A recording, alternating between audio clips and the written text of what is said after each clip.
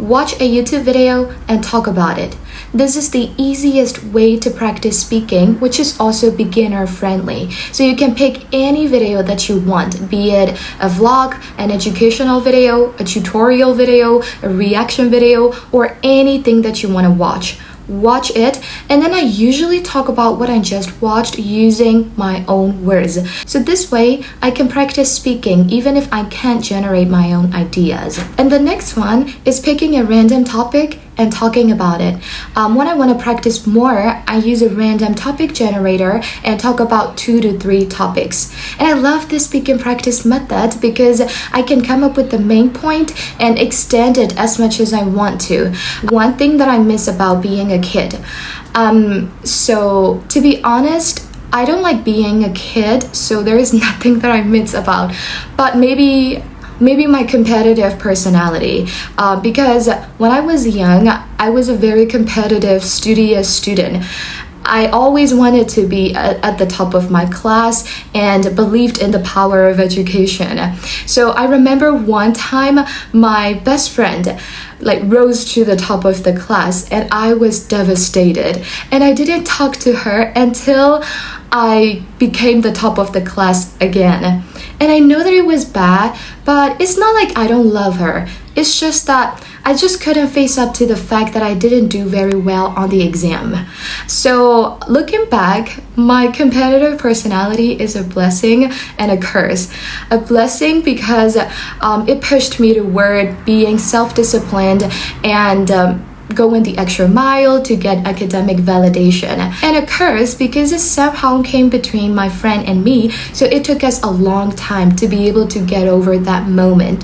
And when I started going to university, I grew out of that personality. So I became more easygoing and laid back to the point where I no longer cared about grades and exams. So I just scraped through the exams, and my friends scoring well didn't really bother me. And I think it's because I no longer want to win that academic validation at the expense of my friendships. But it feels like I threw the baby out with the bad water, because that competitive personality was my motivation. It drove me to study hard and become a disciplined person. But I lost my hardworking personality along with that at college. So the lesson is that you can be competitive and still happy for other people's success. So the topic is one thing that I miss about being a kid. And my main idea is my competitive personality. But I hope you saw that I extended that point by adding more supportive details, examples, and I concluded it with a moral lesson. So with this speaking method, you can be as creative as you want to. You can elaborate on your ideas without the help of an article or a YouTube video. Watch a YouTube video and talk to the speaker in it. Since I have no one to talk to, I talk to people in YouTube videos. So I'll show you how I do that. And we're going to watch a video of Maria Ravindran where she talks about the power of fashion. Let's talk about Adam and Eve. Now, for the heathens in the crowd today, Adam and Eve is a story from the Bible, and it's about the first human beings who were created by God, and they lived naked in the Garden of Eden. The Garden of Eden was gorgeous. It was this luscious place, and these two had to fulfill just one condition to live there. Don't eat a fruit from the forbidden tree. It sounds really easy, right? The tree literally has the word forbidden in its name. Apparently it wasn't, because one day, Adam and Eve decide to eat an apple from the tree, and the moment they take a bite, they realize they're naked, and they feel really embarrassed, so they run around the garden trying to find leaves to cover themselves up. Am I skipping some parts of that story? Definitely. But I summarized the parts that to me demonstrate the fundamental way most of us see clothing. It exists for a single purpose, and that's to cover our bodies. Our society looks at clothes, hair, shoes, makeup, accessories, collectively, what I will call fashion, in a very practical and utilitarian way. Folks, today, I want to show you why that's wrong. Yeah, I think I agree with Maria on this point. Maria, you're right, because you said our society looks at fashion in a very practical and utilitarian way.